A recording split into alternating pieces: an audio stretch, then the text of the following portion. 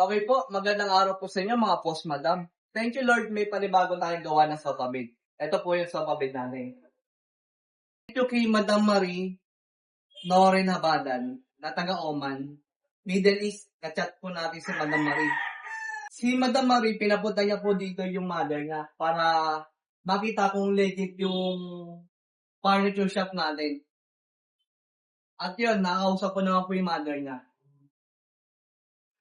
Ito na po, nagpagawa na po sila. Sofa bed, 2-seater. Kulay gray. Okay po, sukatin po na natin. 2-seater. 58 inches ang haba. Ang dalawang tao, pwede rin dalawang tao makahigaan ito.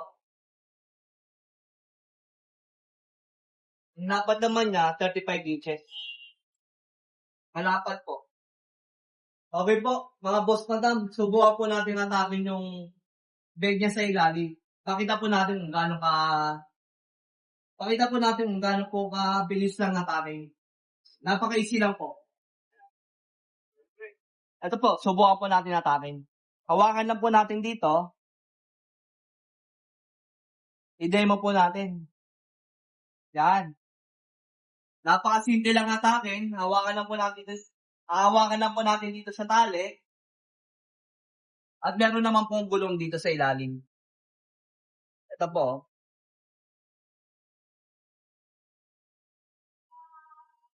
Madali lang pong atakin. May gulong naman po tayo dito sa ilalim. Okay? Ang next step po, atakin po natin dito para iangat yung bed. Ito po. Yan. Meron naman po tayong stagger dito. Sa bandang ilalim.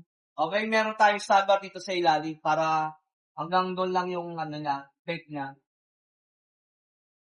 Okay, ito po yung sofa bed. Oh. Pakita po natin. Okay. Itong sofa bed, Eurotex pa rin po ang gamit natin dito.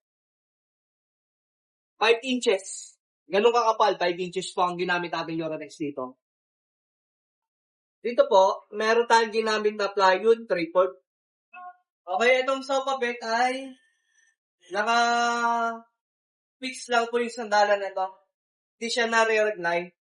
Pero may optional tayong sofa bed na pwede i-recline. Pero ito, fix lang po. Steady lang po. Okay, pakita naman po natin kung paano natin ibabalik tong sofa bed. Ito po.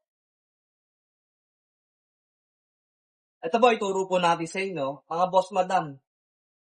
Yan, nakatake lang po natin.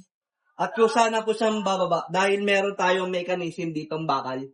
Yan, may mechanism po tayo sa ilalim. Okay? Ibaba na po natin. Very easy lang po. Yan, dahan-dahan lang po para hindi po tayo maipit. Okay? Kahit isang kamay, kaya itulak to, ibalik.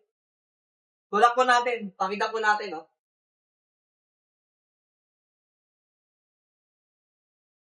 Yan, close na po, sarado na po.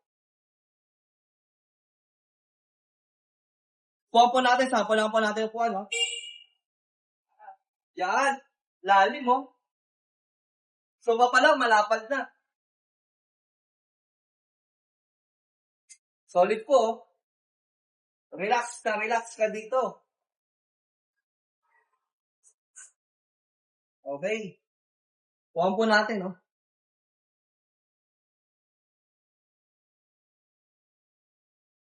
Ang dalawang tao. Okay po mga boss madam, pakita po natin mga boss madam, hilahin po natin yung sofa bed. Yan, ulitin po natin. Hihiga naman po tayo. Okay? Dalawang tao pa rin makakahiga rito. Kasya po, dalawang tao mga boss madam. Okay, subukan po natin higaan. Yan, oh. Solid, oh. Higa tayo. Okay, higa tayo no?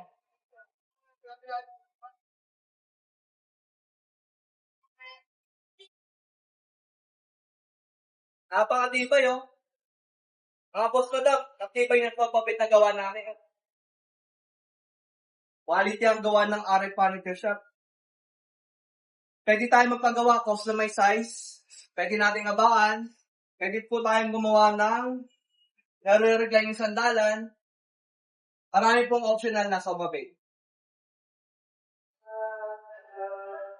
Yan o, simple lang o. Yan. Okay po, thank you kay Madam Marie na taga-Oman, Middle East, na nagtiwala po at nagpagawa po sa atin.